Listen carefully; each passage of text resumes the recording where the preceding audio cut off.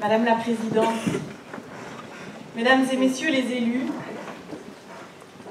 Madame et Messieurs les magistrats, Madame la vice, ou le vice-bâtonnier, on pourrait dire la vice-bâtonnier, pour féminiser, Madame, Messieurs les présidents, directeurs, salariés, bénévoles des associations, Mesdames et Messieurs les représentants des associations de victimes, Mesdames et Messieurs, je suis très honorée d'être invitée à participer aujourd'hui, au nom du gouvernement, à cette grande journée européenne des victimes d'actes de terrorisme. Je veux remercier la présidente de Kerckhoff et toute son équipe de m'y avoir associée. Nous nous sommes vus déjà quelques fois et cette collaboration, coopération que j'espère fructueuse commence sous de belles auspices. L'INAVEM est une organisation avec laquelle les pouvoirs publics travaillent en bonne intelligence depuis maintenant 30 ans. Et ce travail commun doit se poursuivre et s'intensifier dans la période inédite que nous traversons, hélas, aujourd'hui. Car cette thématique de la prise en charge des victimes d'actes terroristes, cette thématique que vous avez choisie aujourd'hui, répond à une situation inédite dans laquelle la France est plongée depuis les attentats de 2015. Situation inédite du point de vue du terrorisme et des causes, mais situation qui n'est pas sans rappeler les plus tragiques heures de l'histoire de France. Souvenez-vous, puisque l'on fête et que l'on commémore Verdun, après la Première Guerre mondiale, pour reconstruire la France, Clemenceau a orienté une large partie de son action en direction de l'aide aux victimes. Et avant de se retirer définitivement, en 1920, il a su relever un dernier défi. En quelques mois, indemniser et réparer les victimes de la Grande Guerre. Alors, hélas, nous le savons, l'argent versé ne suffit pas à réparer la souffrance endurée, car une vie perdue n'a pas de prix. Mais la réparation psychologique, morale, symbolique, matérielle, la réparation pour les proches, par la nation, est absolument nécessaire. Si je vous parle de la guerre ce matin, c'est parce que les images, les récits, les témoignages de ces sanglants événements de 2015, de janvier et de novembre, rappellent des scènes de guerre, des scènes de barbarie, où de lâches individus exécutent des civils impuissants à se défendre. Alors face à la barbarie, la première et la plus immédiate des réponses de l'État, bien sûr, c'est l'intervention dans l'urgence des forces de sécurité, des forces de l'ordre, des autorités sanitaires, de la sécurité civile et bien sûr des associations qui accomplissent un travail que nul autre ne peut accomplir. Vous avez su, vous, associations de victimes, réagir non seulement dans l'urgence, de manière efficace, mais vous avez su aussi trouver les mots. Et trouver les mots dans ces circonstances exceptionnelles, c'est une compétence qui n'est pas donnée à tout le monde. C'est une compétence qui résulte de l'expérience, de votre savoir-faire et de votre histoire. Alors je veux vous rendre hommage ce matin. Je veux commencer par là.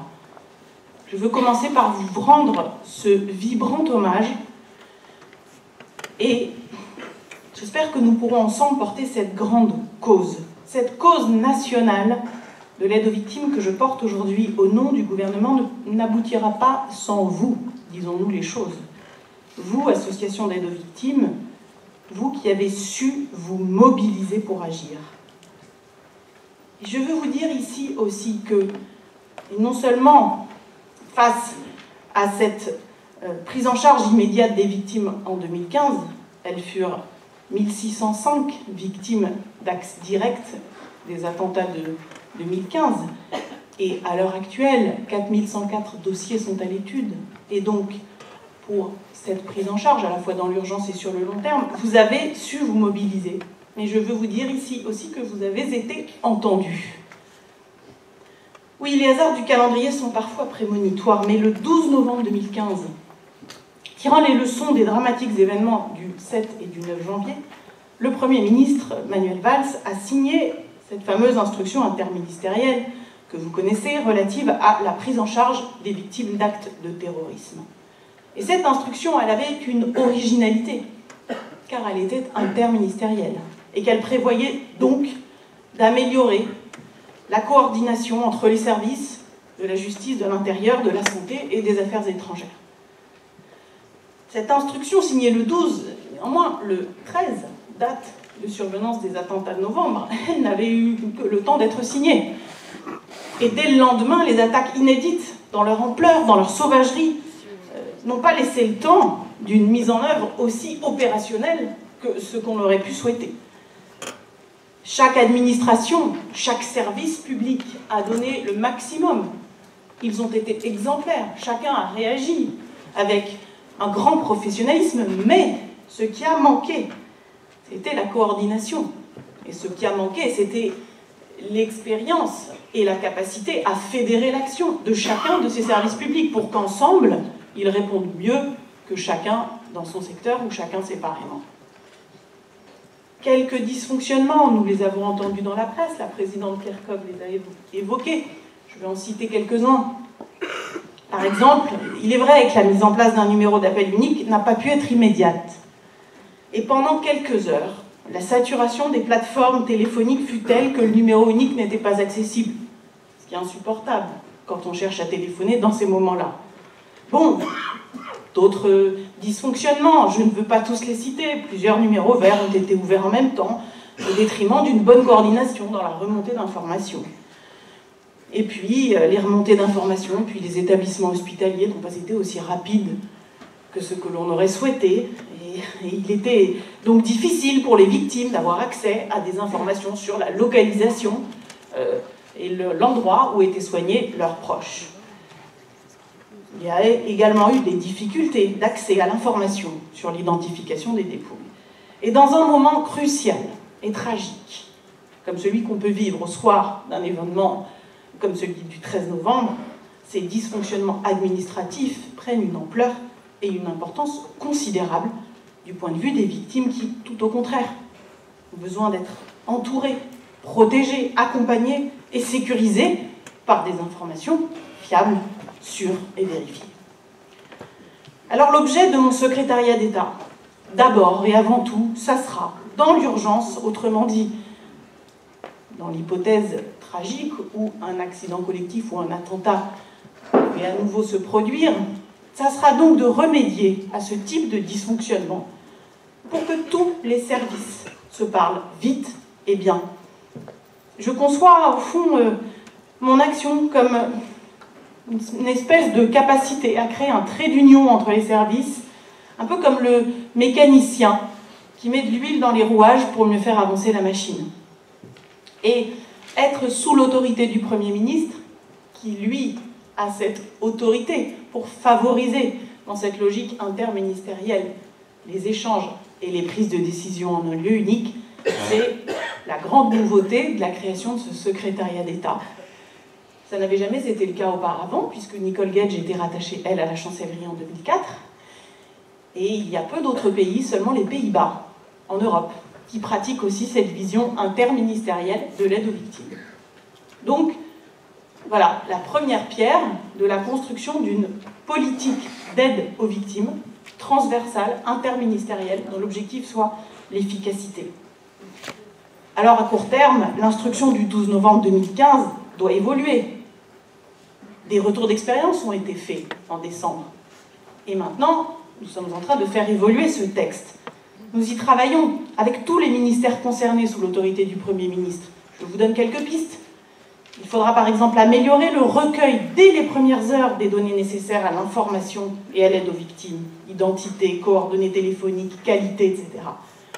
Et puis avec le travail d'identification des corps qui doit être plus rapide et plus précis, la chaîne de remontée des informations, notamment depuis les établissements hospitaliers vers la cellule interministérielle d'aide aux victimes, doit être coordonnée et améliorée.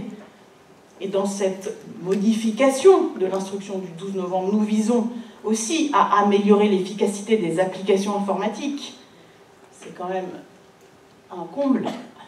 À l'heure où nous sommes tous interconnectés, à l'heure où nous parlons avec le monde entier en 15 secondes, C'est étonnant de se dire que dans des situations d'urgence comme ça, nous avons manqué d'interconnexion. En dépit des bonnes volontés, en dépit du professionnalisme, en dépit du courage des services, preuve que nous avons tout maintenant pour réussir. Nous avons les outils informatiques, nous avons la volonté. Il faut simplement maintenant le mettre en œuvre. Je vais vous parler d'un deuxième moment dans la vie des victimes. C'est le moment du jour d'après. Le jour d'après l'attentat, le jour d'après l'accident. Dans la prise en charge des victimes, il y a, après ce choc, cette période où la victime, comme certains me l'ont dit déjà la semaine passée, se sent un peu abandonnée, surtout lorsqu'elle n'a pas été soigneusement identifiée.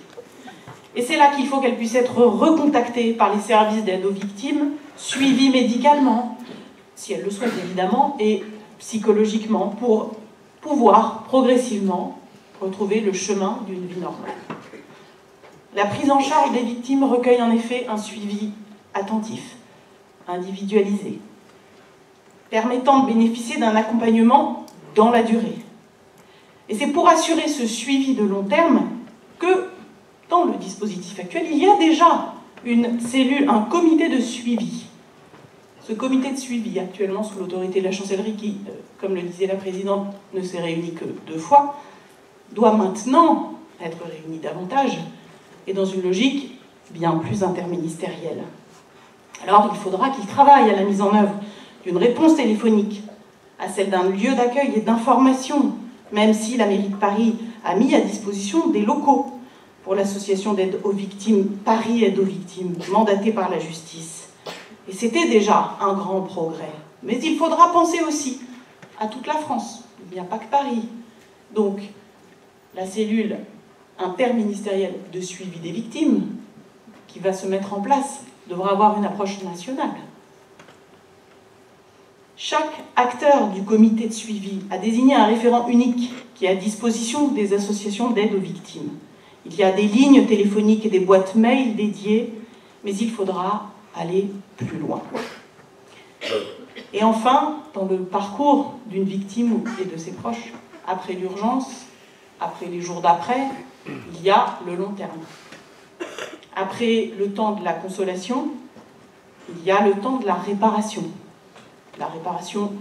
psychologique et de la réparation matérielle. Disons-le, disons-nous les choses franchement. Les conditions dans lesquelles sont accueillies les demandes d'indemnisation ne sont pas adaptées à la situation des victimes qui ont besoin d'être écoutées, entendues avec humanité et délicatesse. En matière d'aide aux victimes, je crois qu'il n'y a que des personnes, il n'y a pas de dossier. La logique dans la relation entre le FGTI, qui est le Fonds d'indemnisation des victimes, et les victimes qui appellent, doit être transformée à l'aune de cette singularité du moment dans la vie de celui qui est victime d'un attentat ou d'un accident collectif. On ne traite pas une demande d'indemnisation comme on traite un numéro ou un dossier avec une logique de guichet. Je crois que le FGTI doit se transformer, au moins dans sa capacité relationnelle et dans son écoute. Ça ne se fera pas en 2 jours parce qu'il faut être formé, vous le savez, vous, association qui êtes en lien avec des victimes. Ça exige une compétence, une technicité. Et puis chaque cas unique doit être étudié et réglé dans les meilleurs délais. À cet égard, il faudra réfléchir à la question de la solvabilisation, évidemment, de la demande d'indemnisation, et probablement revoir les conditions de financement du FGTI. Aussi, d'ici à la fin de l'année 2016, je mettrai tout en œuvre pour que l'ensemble des dossiers des victimes, à l'étude actuellement, c'est près de 4100 dossiers, puissent trouver une réponse définitive, rapide et satisfaisante. Alors, je conclurai en m'appuyant sur ce que nous avons vu dans la presse, puisque plusieurs victimes ont dénoncé la semaine dernière devant la commission d'enquête parlementaire les échecs de la prise en charge et les errements de l'aide mise en place. Il faut entendre ce qu'elles ont à dire. Mais ne noircissons pas trop le tableau. Nous avons un pays qui a les institutions qu'il faut pour une bonne prise en charge des victimes. Mais ces institutions et ces services publics ne sont pas encore prêts à une meilleure coordination. Et l'objectif de mon secrétariat, c'est d'améliorer leur efficacité dans l'action d'urgence et dans l'action de long terme. Je compte beaucoup sur le travail que nous mènerons ensemble et en commun pour commencer par avoir une vision objective, documentée et précise de la réalité. Car la presse dit beaucoup de choses. Il faudra avoir une vision exacte de la situation. À cet égard, la co-construction de cette politique d'aide aux victimes, nous la ferons ensemble. Je crois beaucoup à l'idée que les bonnes politiques publiques sont celles qui d'abord sont construites avec ceux qui ont vécu. Avec ceux qui ont vécu les situations que l'on entend régler. Donc, je pense que c'est ensemble que nous commencerons par élaborer le bon diagnostic et que nous trouverons rapidement les bonnes mesures. D'ores et déjà, le président de la République et le Premier ministre sont déterminés à avancer vite et bien, en renforçant la coordination entre les services de l'État pour une aide aux victimes plus efficace, plus humaine, plus rapide et pour une aide aux victimes qui soit plus réparatrice et qui prenne mieux en compte le préjudice subi. La politique d'aide aux victimes que nous sommes en train de concevoir, pour la première fois dans l'histoire de France, trouvera sans tarder ses fondements, ses objectifs et ses moyens. Elle sera conçue avec vous et pour vous dans une démarche participative dont nous discuterons ensemble des modalités. Je crois que la spécificité de la période que nous traversons depuis le grand basculement de janvier 2015, c'est que nous avons besoin, notre société a besoin, plus que jamais, de se sentir protégée et de se sentir accompagnée en cas d'attentat. Et l'État est là pour ça. L'État est là pour assurer ce rôle de protection, avec vous, association qui êtes indispensable dans votre singularité et surtout dans votre liberté d'action. Je consacrerai donc toute mon énergie à cette grande cause, afin que nous soyons ensemble plus forts pour l'avenir. Je compte sur vous.